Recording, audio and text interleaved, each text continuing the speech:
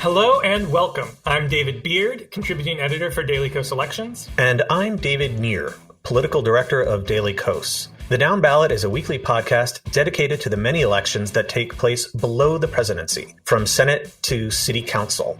We have a special request for you. Apple Podcasts is sort of like the New York Times bestseller list for podcasts, and the Downballot has been shooting up the charts. But you would be doing us a huge favor if you subscribed to us on Apple Podcasts and left us a 5-star rating there. You can do that very easily. Just pop open the Apple Podcasts app on your phone or on your desktop, type in the Downballot, and you'll find us right there.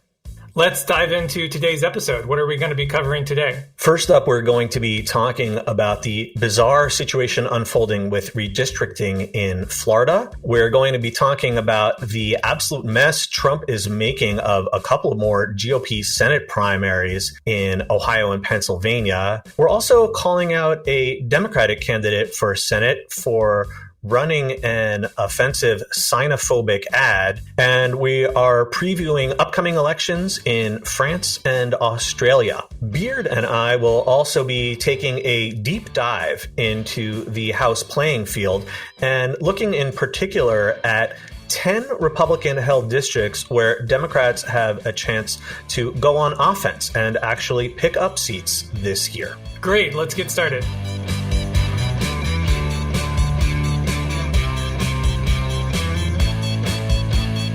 Let's go ahead and get started with our weekly hits. Why don't you kick us off down in Florida, where we've got a new map to consider? So we have a new map, but it comes from a totally bizarre source, and that is Republican Governor Ron DeSantis.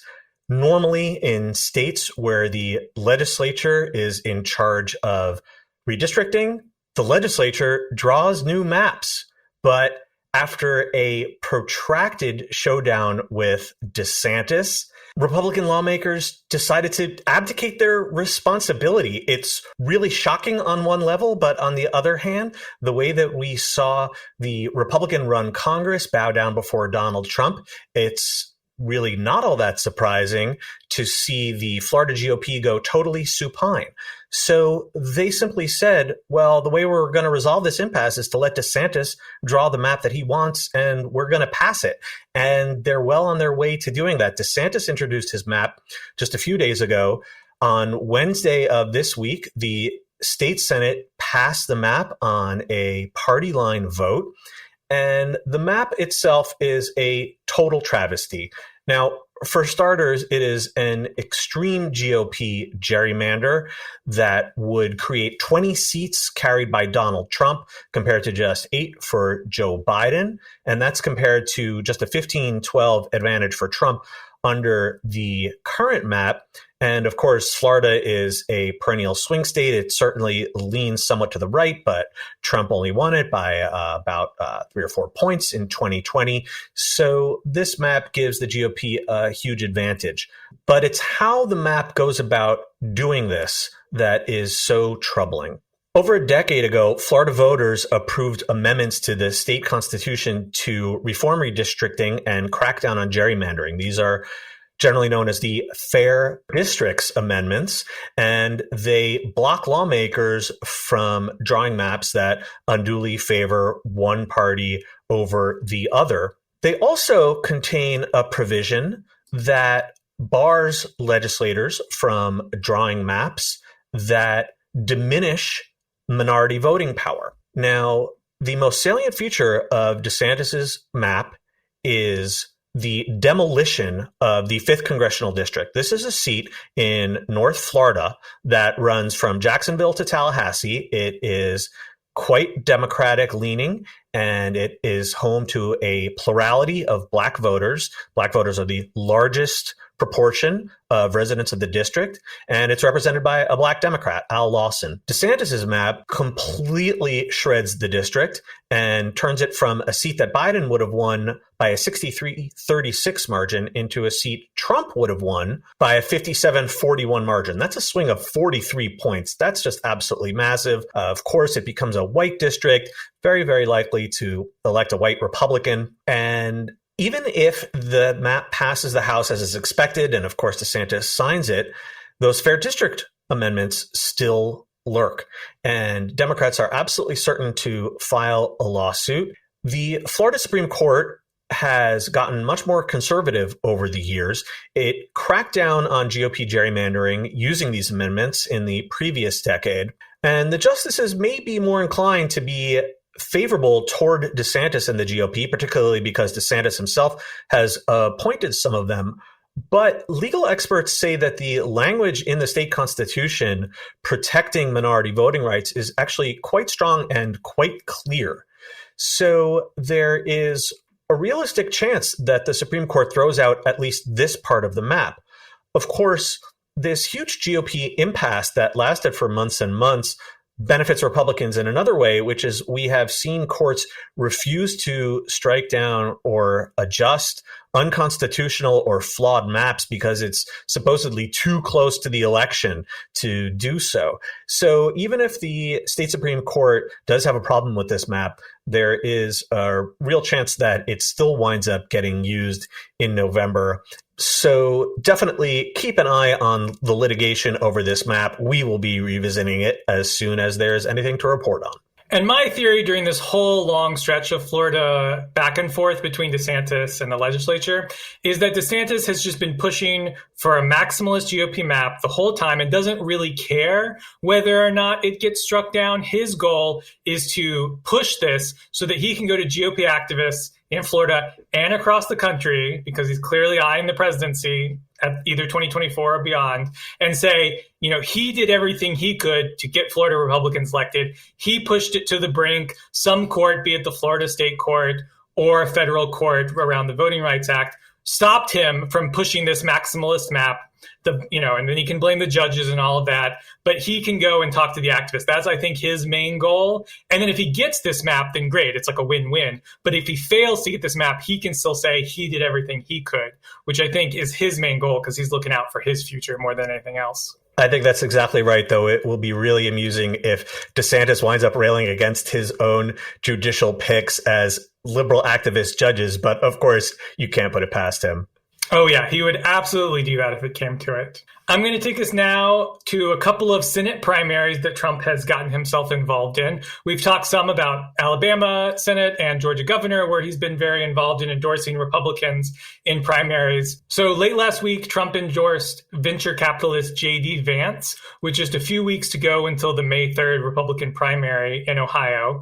It's frustrating many Republicans there, particularly the other candidates who have been fighting hard for Trump's endorsement. Former state treasurer Josh Mandel, most notably, he even made sort of a Hail Mary ahead of the endorsement when it became clear that it was happening, releasing a poll claiming that he would win for sure with Trump's endorsement. He would easily win this primary, but Vance very well would lose even if he got Trump's endorsement. So trying to play on Trump's the idea that he doesn't want to be a loser by instead saying, well, Vance is going to lose even if you endorse him, so you better endorse me because I'm going to be the winner. And of course, all of this happened just a week after Trump endorsed Dr. Oz in the Pennsylvania Republican Senate race, to the consternation of many Republicans in Pennsylvania and otherwise who didn't want to see Oz be endorsed because he has some apostasies against a number of conservative positions. He's not seen as the true conservative. And so there's sort of this tension between Trump and his sort of personal favorites and the Republican Party's desire for sort of true conservative candidates. And as Politico wrote,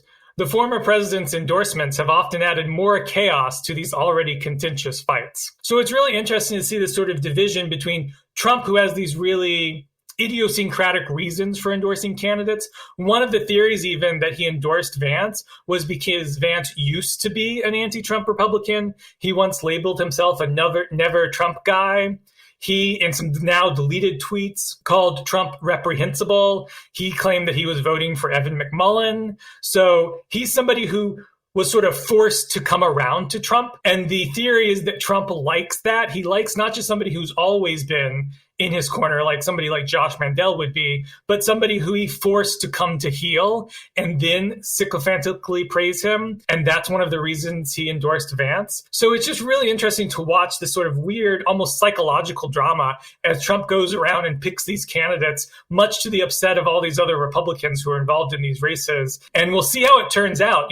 Trump now has a number of Senate candidates he's endorsed. Some of them very well may not win. I think there's no guarantee that either Vance or Oz are going to win their primary. So we'll see how Trump reacts if they fail to come out on top. The idea that longtime loyalty to Trump is quite literally trumped by more recent obeisance to Trump is really amazing, though I think the story of Oz is a bit different. My guess is that Trump simply likes other TV celebrities, and Oz has had Trump on his show in the past. So do you think that's why he picked him in that race? I think that was definitely a major factor. They knew each other from before. He loves TV. We saw that for years. The most important thing to Trump was who was on TV in front of him when he was watching it. And so the fact that Oz is another TV personality, apparently I saw that Melania Trump is also a big fan of Dr. Oz, so that couldn't hurt. So that certainly played a big factor in this endorsement, because the safer endorsement was clearly to just endorse David McCormick, who's the other leading candidate, who's a hedge fund guy, very conservative, liked by a lot of the establishment Republicans. Trump's endorsement of him probably would have helped him sort of sail through, or would have made him, I think, a pretty strong favorite. And now we have this very messy thing, but that's Trump is going to do what Trump does, I think. And everyone is beholden to that, particularly with the Republican Party. So I would much rather spend my time in this show complaining about Republicans, but this time I'm going to register my objection to a Democrat. Democratic Congressman Tim Ryan is running for Ohio's open Senate seat, and he just launched a new ad declaring, quote, "We've got to take on China," and, quote, "be Americans first." But it's his first ad, which featured an even more amped up version of this offensive anti-China rhetoric that really has me upset. And we're going to play it now. China. It's definitely China. One word, China. It is us versus China. And instead of taking them on, Washington's wasting our time on stupid fights. China is out manufacturing us left and right. Left and right. America could never be dependent on communist China. It is time for us to fight back. We need to fight back. It's time to fight back. Yeah. We need to build things in Ohio by Ohio workers. I'm Tim Ryan, and I approve this message. Asian Americans were furious. Ryan's colleague, New York Congresswoman Grace Meng, demanded that he take down the ad.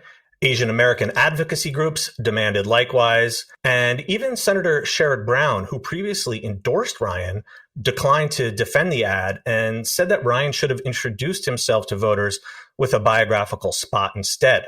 The reaction in many quarters has been dismaying. It's been the kind of thing you see all too often when members of a minority group call out racism or bigotry. A lot of folks simply refuse to take it seriously. I saw one remark online saying, well, the ad only mentions China, not Chinese people, so what's the problem? That's not how incitement works.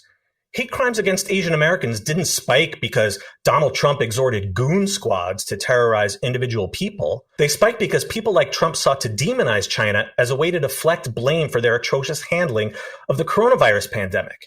And that is what led to a spike in hatred that really the worst Americans turned into violent action. Rhetoric really matters. Now, the professional class was more polite, essentially deflecting these concerns and saying, this is an effective message in the Rust Belt. This is what it takes for a Democrat to win. But I want to point to a Washington Post piece by Dave Weigel exploring the ad. And some unnamed Democratic operatives pointed out, well, former Governor Ted Strickland, he's a Democrat, and when he ran for this same Senate seat in 2016, he relied on similar messages. Here's the problem. Even if you are going to treat this as a matter of bare-knuckle politics and tell Asian Americans that their concerns don't matter, Strickland got crushed. He lost by 21 points. And not only did he get his ass handed to him, he ran 13 points behind the top of the ticket. Hillary Clinton didn't deploy this same kind of rhetoric. So if you're going to argue that this kind of angry demonization works, at least come up with a better example. And the fact of the matter is, other Democrats have won Senate races in many other states throughout the Midwest, including in Ohio as well, without sounding like this. In the end, what makes this extra dismaying is that Ryan is selling voters a bill of goods. He's been in Congress for 20 years. So why hasn't he managed to fight back, quote unquote, against China in that whole time? What's going to be different about electing him to the Senate versus electing him to the House?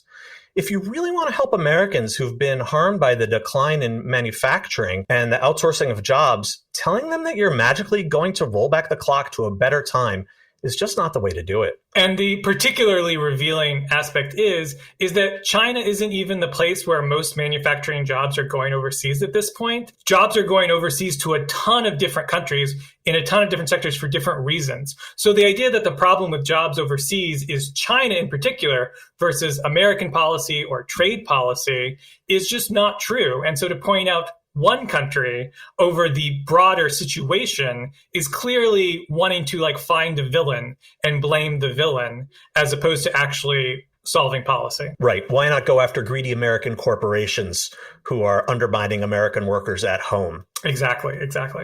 So I'm going to wrap us up with another international election roundup really quick. We'll start off in France, where the presidential runoff is already upon us. We've talked about it the past couple of weeks. Voting takes place this Sunday, the 24th of April, just 2 weeks after the first round. And President Emmanuel Macron's lead over his challenger, Marine Le Pen, has expanded a bit in polling since we talked about it last week. It's now around 10%, as things seem to have settled a bit. And so hopefully that means he'll comfortably win on Sunday. That's obviously, I think, the broadly preferred thing. Le Pen is a far-right candidate, is very concerning, is been a big fan of Russia in the past. That was the issue that came up a lot in the debate that happened just on Wednesday, where Macron went after Le Pen for her party's loan from a Russian bank and really attacked her on her past contacts with Russia and support for Russia before the invasion of Ukraine. At the same time, Le Pen went after Macron for his proposed pension reforms that would raise the retirement age to 65 in France, which has been very unpopular and which Macron has sort of halfway walked back to talk about compromises and things like that as he realized this was really a problem for his race. So that's coming up on Sunday. We'll have the results next week. And then the other major news story is that in Australia, the date for the upcoming general election was set. Australia has elections every 3 years for their house. It's going to be on May 21st. Incumbent Prime Minister Scott Morrison is going to attempt to win a fourth consecutive election for the Liberal National Coalition, while Anthony Albanese will try to win back power for the Labour Party after a decade in opposition. And just to clarify, the Liberal National Coalition is the center-right coalition. Don't get confused with liberal. It's not what liberal means here in America. And of course, the Labour Party is the major center-left party in Australia. The election will have all 150 seats in the lower house and then 40 of the 76 seats in the Australian Senate. The Labour Party remains in the lead in polling, but it has narrowed in the past few weeks. So it's certainly something to watch as the campaign heats up as we go through the end of April and into May to see if the Labour Party can maintain its lead or if it really becomes a toss-up. That's it for our weekly hits. We are going to take a short break, and when we come back, Beard and I are going to be discussing the districts where Democrats have a chance to go on offense this November in the House. Stay with us.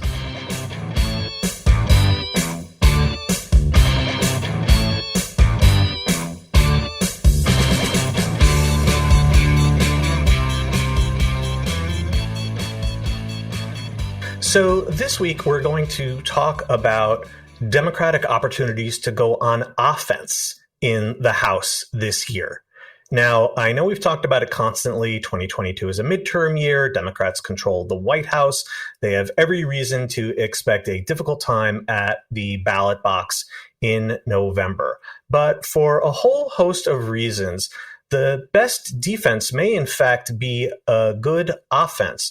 There are a lot of Republican seats this year that actually present interesting, ripe targets for Democrats to potentially flip. One key reason, of course, is redistricting. Democrats were unexpectedly aggressive in many states in gerrymandering the maps in their favor, but there are also retirements and GOP primaries that are creating opportunities as well. Now, in fact, Daily Kos just put together a slate of 10 races where we are asking for donations to the eventual Democratic winner of the primary. And these aren't necessarily the top 10 pickup targets for Democrats. They aren't the only possible pickup targets for Democrats, but they're races that we feel, for a variety of reasons, represent a really good use of small dollar donors' efforts. That these are races where you'll get a good bang for the buck. And if you want to keep the gavel out of Kevin McCarthy's hands, this is the place to start. So we thought it would be a good idea if we dug deeper into each of these 10 contests to understand why we think that these Republican seats are vulnerable and why grassroots donors should consider giving their hard-earned money to help Democrats in these contests. So we're going to start off with a couple of races where two Republicans who voted to impeach Donald Trump last year are facing difficult primaries, and they, in fact, might not even wind up being their party's nominee in November. And the first one we want to talk about is Michigan's 3rd congressional district. This is a seat held by freshman Republican Peter Meijer.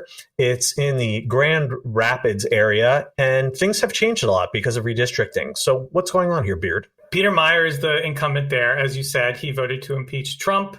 It is a district that's no longer gerrymandered. In the previous decade, it had been part of the Republican gerrymander that had sort of broken down in the Detroit suburbs, and Democrats picked up some seats, but it really held up in Western Michigan. And so now the ungerrymandered map has a seat based in the Grand Rapids area that Biden would have won by 8% if it had existed in 2020. And so obviously that makes it a very good opportunity for a pickup. Meijer, of course, could be a tough opponent, but he is facing a primary, as you said, against John Gibbs, who is a former Trump administration official that Donald Trump has endorsed.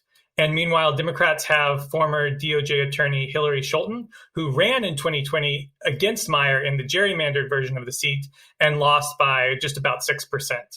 So if Meijer survives his primary, that'll probably be somewhat of a tougher race. You could certainly imagine middle-of-the-road voters who are not crazy about Trump, who might want to reward Meijer or who would vote for Meijer, but would otherwise vote for Scholten if maybe Gibbs won. But I think the race will definitely be very competitive either way. And the other factor to think about is that the primary isn't until August 2nd. So we still have months to go of Meijer and Gibbs going at each other and causing more Trump chaos in that district before a nominee is selected.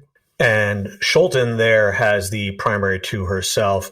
She has been raising pretty good money. And you have to wonder, if Meijer loses the primary, would he endorse Scholten over Gibbs or maybe just sit the race out? That could raise an interesting question after August 2nd. Yeah, I definitely don't see him endorsing Gibbs, given his real ability to stand up to the Trump wing and desire to stand up to the Trump wing that you really don't see very often amongst Republicans, even though he's very conservative otherwise. But he could, I would think he might just sit it out. I don't know if he would go actually endorse a Democrat, but maybe Gibbs will win and we'll find out. So there is one other pro-impeachment Republican on this list. That's David Valadeo in California's 22nd district. This is in California's Central Valley. I want to point out that Valadeo currently represents the 21st district. This seat is changed numbers, but it's still quite similar geographically to the seat that Valadeo already represents. And he has been in and out of office a couple of times. Valadeo had been a congressman previously, lost in 2018 to a Democrat, came back to reclaim his seat in 2020, and is now running for re-election. And as you said, a slightly changed seat in the Central Valley for this year. Now, Biden won this seat by 13% in 2020. But it has some significant turnout issues in the midterms where turnout really drops, which can really hurt Democrats, depending on the year. So Rudy Salas is the Democratic frontrunner. He's a 5-term assembly member. He's got some really deep roots in the district, and he was pretty widely seen as the top Democratic recruit that was possible for the district. He was who people wanted to run against Valadeo. If you asked people, what is the number one Democratic recruit for this district, it was Salas. So if anybody can beat Valadeo in 2022, it's him. And as you said, Valadeo may not be on the November ballot. He's being challenged from the right by Chris Mathis, who's running again largely on the fact that Valadeo voted to impeach Donald Trump.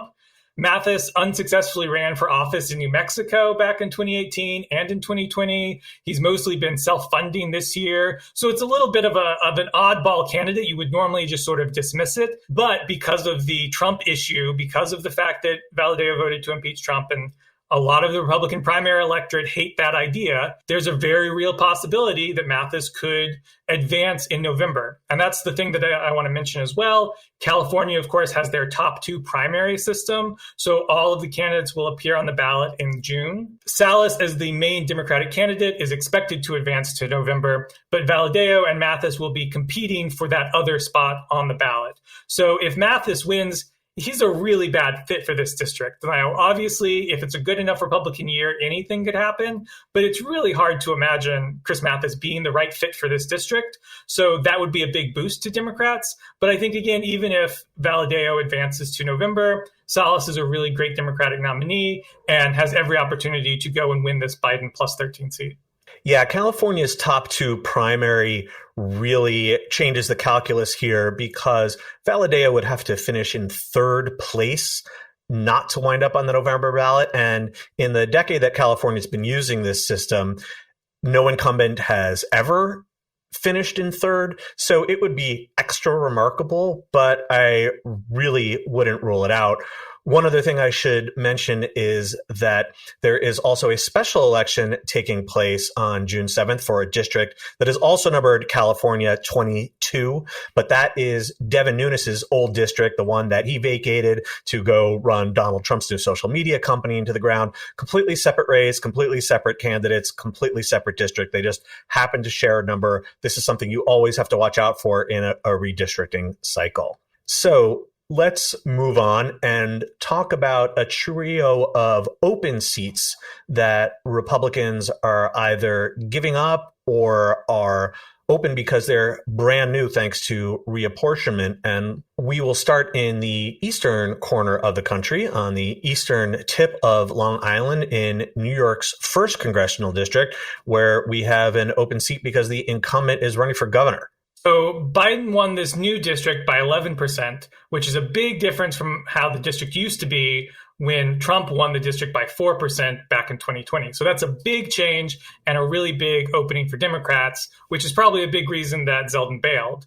So the district has 3 Democrats running in the primary, one of whom is veteran and educator Jackie Gordon, who ran in the 2nd district in 2020. Now, that district was also redistricted, but it took a lot of the Republican-leaning areas that the 1st used to have, so it's a much more safe Republican seat. So she's running in the 1st district in 2022, and she's joined by 2 Suffolk County legislators, Bridget Fleming and Kara Hahn. So those are the 3 Democrats. It's a pretty competitive primary, and the primary is not till the end of June 28th. So it'll take a while to sort of see how that develops. Meanwhile, on the Republican side, Republicans have unified around Nick LaLota, who is the GOP and Conservative Party endorsed candidate. Of course, in New York, there are additional parties such as the Conservative Party and others that share candidates. They can essentially co-endorse, which can be beneficial to certain candidates to have both, in this case, the GOP and the Conservative Party endorsement. He's a veteran and a local official in the area, so he's going to do his best to defend a Biden now plus 11 seat. But it could be a tough road. One thing I should note is that a state court judge struck down New York's congressional map sort of in a really confusing and messy opinion, partly on the grounds that it was a gerrymander, partly on the grounds that the legislature, he said, didn't have the authority to draw a new map. That ruling was stayed by the appellate courts.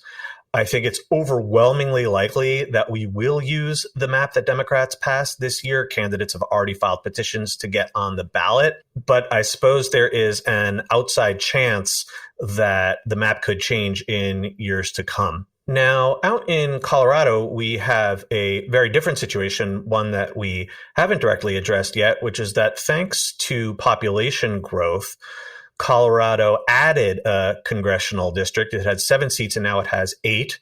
And number 8 is, of course, open because it's brand new. There is no incumbent. And it's a rather competitive seat, but Democrats are very much hoping to pick this one up. So Biden would have won this seat by 5%. So compared to some of the other ones we've talked about, a little bit narrower, but still a Biden win, and more than his national average of 4.5. On the Democratic side, State Representative Yadira Caravallo has essentially locked up the nomination because she won the ballot at the state convention with 71% of the vote. And to get on the ballot via the state convention in Colorado, you need a minimum of 30% of the vote. So she had one primary opponent at the convention, but he only received 29% and then didn't make the ballot, didn't petition on, which is the alternative way to get on the ballot in Colorado. So she'll be the only Democratic candidate on the primary ballot. And then meanwhile, there'll be a 4-way Republican primary between Weld County Commissioner Lori Sain, State Senator Barbara Kirkmeyer, Thornton Mayor Jan Coleman, and former Army Green Beret Tyler Alcorn. So a bit of a mess again on the Republican side, a lot of candidates. Sain is the one who qualified via the convention, the only one to do it in that way, but has not raised much money. So it's very open at this point. The other 3 all petitioned onto the ballot. And so we expect that this will be a primary that goes on for a while and could get very messy. Moving on to another open seat, let's talk about North Carolina's 13th congressional district, which is in the southern suburbs of Raleigh. North Carolina also won a new congressional district in reapportionment, but it's a little bit difficult to say which seat actually counts as the quote unquote new seat, because there's also the 14th district. That's a much bluer seat that Democrats are almost a lock to pick up. So you could call the 14th the new one. You could call the 13th the new one. Either way, this seat does not have an incumbent. Yeah, it's interesting because this is almost sort of Ted Budd's old seat. Budd, of course, is running for Senate. And so in a way, it's open because of that, but it's so different that it's really hard to even imagine that as the successor seat. But anyway, in this new seat, Biden won it by 2% had it existed in 2020. So it was very narrow, less than his national margin. So it's going to be a really tough seat, but it is in a growing Democratic area. So that does give some hope that, this will increasingly become better for Democrats. So this is a good opportunity to try to get it when it is an open seat. There are 2 main Democratic candidates, State Senator Wiley Nickel and former State Senator Sam Searcy. And then there's 8 Republican candidates. So if you thought we had a bit of a cluster in Colorado, much more so here over in North Carolina. The, I think, most notable Republican candidate is Bo Hines, who was endorsed by Trump. He's a former college football player. He's not from anywhere near the district. He previously announced that he was going to be running in other congressional districts closer to where he was from in Western North Carolina. But when that district didn't end up materializing, because if you'll remember, the previous version of the North Carolina map that the legislature had passed had a Republican-leaning district west of Charlotte. So at one point he was going to run there. At one point he was going to run in the Triad area. Now he's running here just because it's the open seat in North Carolina that he thinks he can win. So it's sort of all over the place for him. But he has Trump's endorsement, which in an 8-candidate race could do enough. Another notable candidate is former Congresswoman Renee Elmers, who is running again. She, however, has not raised much money, and so she's not seen as maybe the leading candidate, despite having sort of the federal experience, having won congressional races before. It doesn't seem like she's the one who's like picking up the establishment endorsements here. And so otherwise, it's really a free-for-all. There's a lot of candidates who you think could win or potentially advance to a runoff. So North Carolina has a runoff only if the winner doesn't receive 30% of the vote, which doesn't usually come into play. In a 2 or 3 candidate primary, it would be impossible to fall below the 30% barrier. But in an 8-candidate primary, it is very possible, particularly without really a leading candidate. I guess Hines is the leading candidate, but you could easily imagine him only getting 25% on the vote or something based on Trump's endorsement, and all the other candidates getting some number that adds up to the other 75%. So it's very possible we see a runoff here. The primary is May 17th, so that's coming up fairly soon. But if the primary does go to a runoff, we go all the way to July 26th is the runoff. So that would be another 2 months of messy Republican primariness in this seat. We're halfway through this list, and we are going to head back out to California.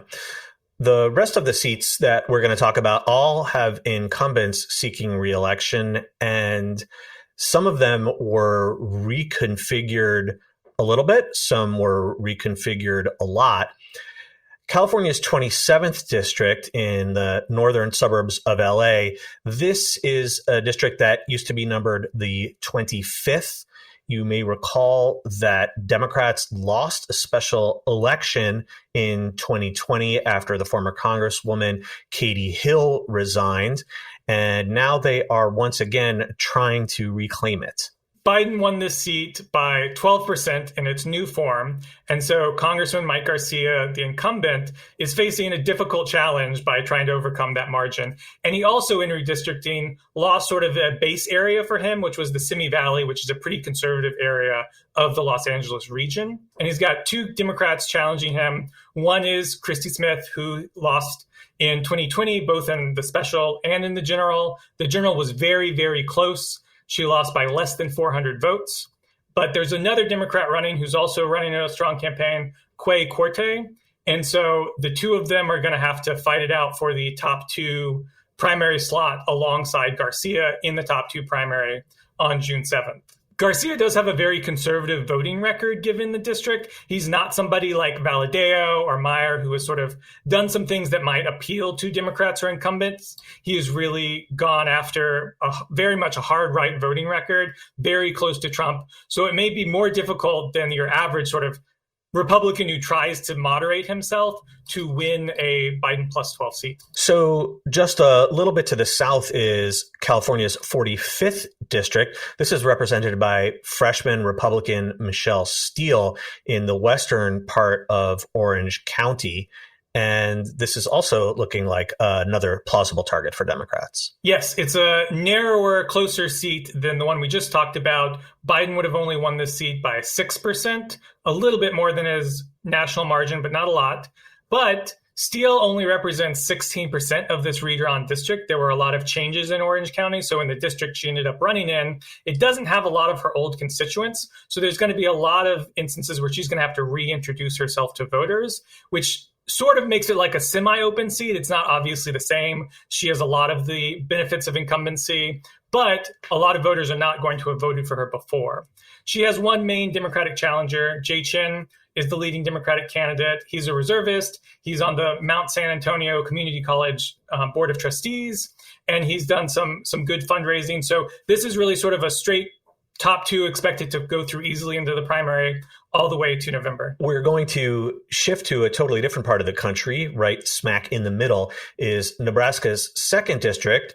This is held by Republican Don Bacon. This is a seat that Democrats have targeted for years. In fact, they held it for a while. That's former Congressman Brad Ashford, who in fact just died this week. Republicans engaged in a defensive gerrymander to try to protect Bacon. They didn't really make it redder if you're looking at the top lines, but they prevented it from getting bluer as it naturally would have by adding rural areas instead of consolidating it around the Omaha area, but it's still a competitive seat. Biden won this district by 6%, which is around the same margin of the old district. And so it's definitely still a very competitive seat, just slightly more Democratic than Biden's national margin. Bacon was first elected in 2016, and he's never won more than 51% of the vote in the district. So all of his races have been very close. And the Democrats have a couple of candidates running. State Senator Tony Vargas is the state establishment Democratic choice, but he's facing a primary challenge from mental health counselor Alicia Shelton, who has been endorsed by Emily's List. So that's some real oomph behind her candidacy there. And the primary is May 10th, so it's coming up pretty quickly. And we should see which of them advances to the general election to take on Bacon. To wrap up this segment, we are going to head to the American Southwest And we're first going to talk about Arizona's 1st congressional district. Again, this is another seat where the numbering changed. It is represented by Republican David Schweikert in the eastern Phoenix area and its suburbs. It was previously numbered District 6, but it has been growing more and more competitive, as many suburban regions have. Yeah, and Biden won the seat by only 1% in its current form, so it's a very, very competitive seat. It's the most Republican seat of the ones on this list, but it is an area that's trending Democratic, so we do have that going for us. The Democrats candidates, there's a few candidates here. Jevin Hodge is a businessman and community leader. He narrowly lost a race for Maricopa County Supervisor by just about 400 votes in 2020, and so is now running here in this race. Ginger Sykes-Torres entered more recently, but has the endorsement of Congressman Raul Grijalva, who's sort of the dean of the Democrats in Arizona. He's been in there a long time. And then we've also got former Phoenix Suns Director of Membership Experience, Adam Metzendorf, who's also running. And then on the Republican side, Dave Schweikert is the incumbent Republican. He has a couple of issues. He has a primary challenge from insurance executive Elijah Norton, who has self-funded nearly $3 million into the race. So that is a lot of money to come up against you in a primary race, particularly when you've got some new constituents. Like we said, like this one doesn't have as much change as the California race that we talked about. There are some new constituents for Schweikert, so that's something for him to be thinking about. And the other issue Schweikert has is that he was reprimanded on the House floor in 2020 for a number of ethical issues, including misusing taxpayer dollars, violating campaign finance reporting requirements, and several other violations of House rules, which is not something that happens very often. Reprimands on the House floor are not a common thing. And his 2020 race was very competitive. This issue came up a lot, and he really narrowly won. So it's certainly something we could see come back here in 2022.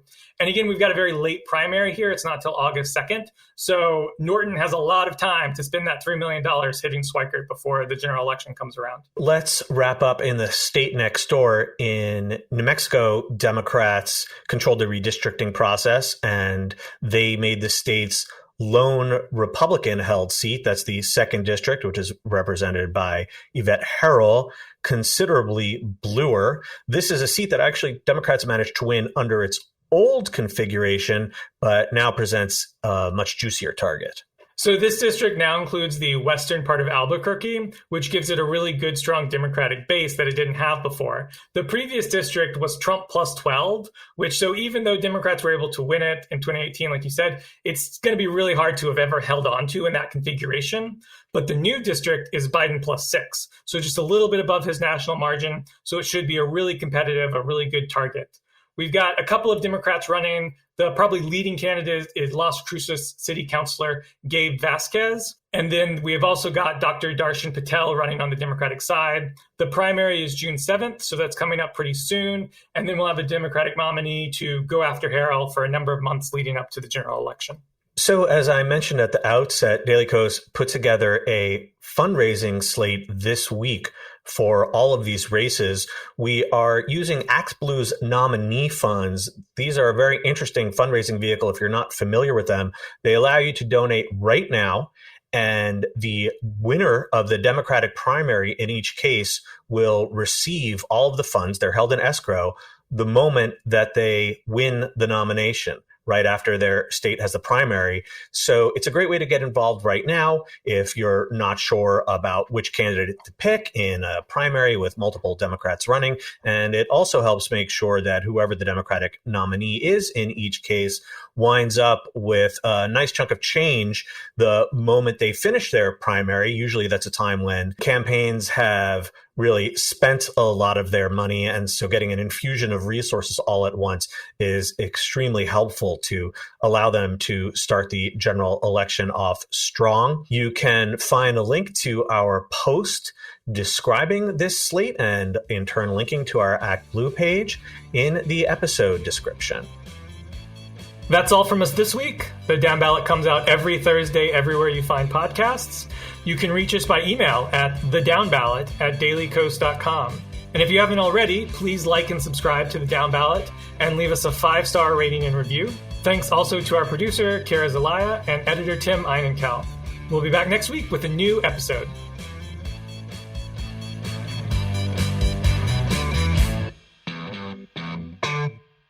Demolition.